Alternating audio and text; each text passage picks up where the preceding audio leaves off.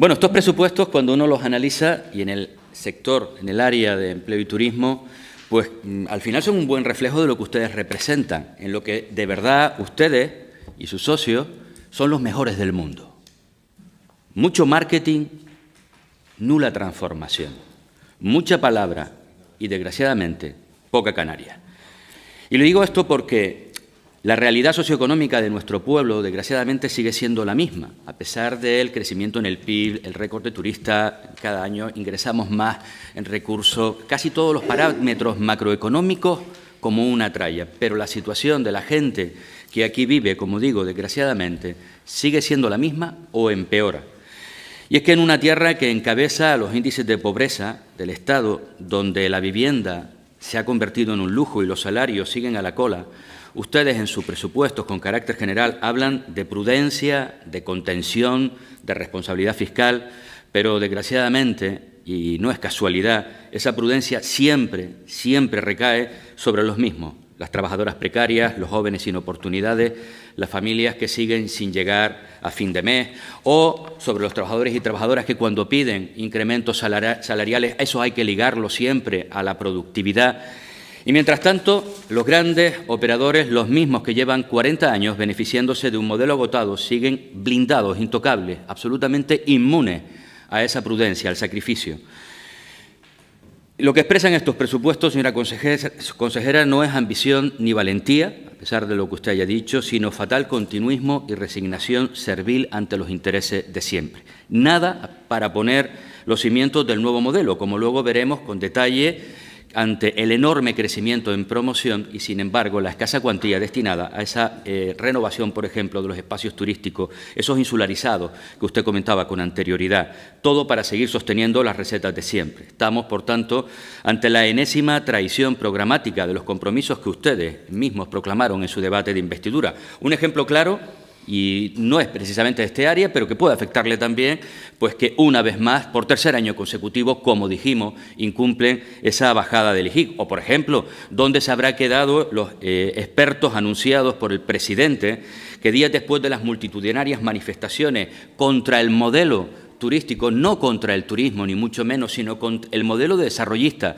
del turismo, ese que genera ingresos como nunca, pero que no revierte en la mayoría social de la gente? La realidad es que esos expertos que iban a diseñar un cambio de rumbo no ha llegado, como tantas otras promesas que se evaporan en el aire del marketing político que decía en el inicio de mi intervención.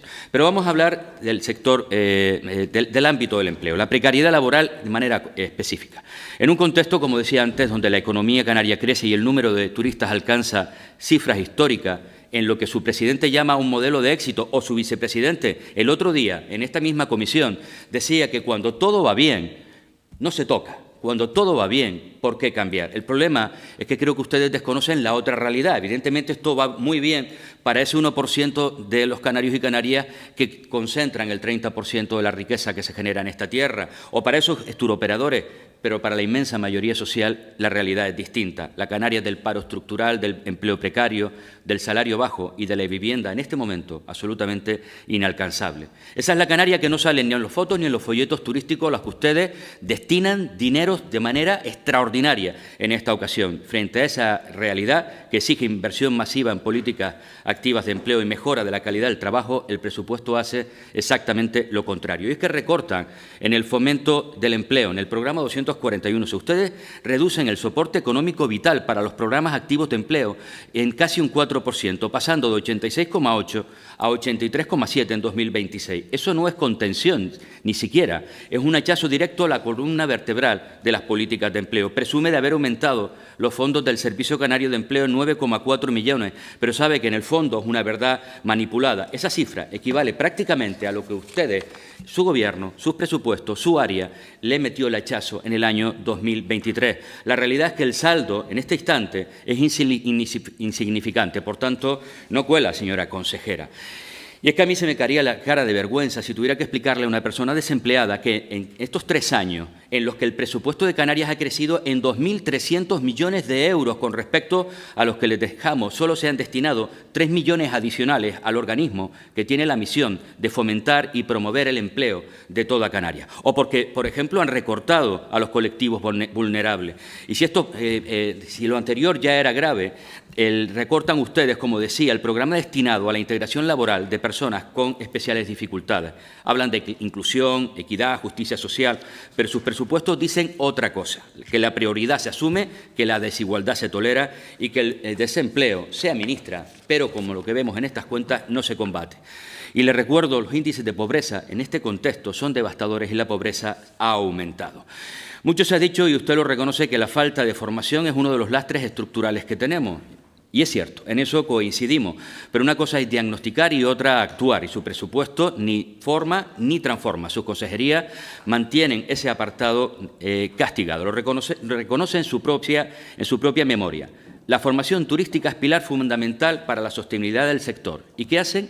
Nada, ni un euro más, congelan el futuro, redistribuyen, y es cierto que hay alguna partida que consideramos muy interesante como la destinada al turismo activo, porque eso sí forma parte de la transformación, de la diversificación del sector turístico. Un territorio que ni forma ni innova es un territorio, consejera, que se queda atrás. Y luego el engaño de la diversificación turística. Presume de reforzar la actividad turística y promover la diversificación económica, pero el presupuesto lo que demuestra es otra cosa. Solo se financia lo que da titulares, no lo que transforma el modelo. Ustedes, como decía antes, inflan Promotur de manera absolutamente épica, 46 millones de euros. Por ejemplo, contrasta con los 15,5 para transformar, para invertir, para, por ejemplo, renovar las ciudades turísticas obsoletas, esas infraestructuras turísticas insularizadas. ¿De verdad hace falta tanta promoción para que sigan viniendo muchos millones de turistas más? ¿No es mejor empezar a cualificar el destino a través de un cambio de modelo? Hay una cuestión que también nos preocupa y es que recortan, entre otros, las transferencias para el desarrollo artesanal clave para los pequeños municipios, que se hunden casi un 60% en este instante. Y voy a ir finalizando. Nos preocupa porque cuando hablan de diversificación, por ejemplo, sabe que en el conjunto del presupuesto la I+D+I se ha recortado en 12 millones de euros. En definitiva, señora consejera, un presupuesto total que se incrementa en el ámbito de los fondos MRR, de los recursos que vienen europeos, en 58,8 millones de euros. Pero, ojo, que expiran en agosto de 2026.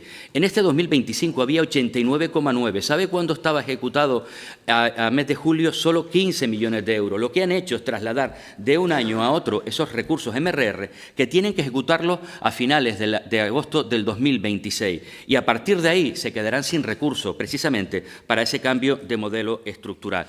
En definitiva, un presupuesto que profundiza en el monocultivo turístico, finalizo ya, y que en absoluto atiende a las necesidades reales de la formación desempleada y de la diversificación del empleo. Tiene ahora la palabra.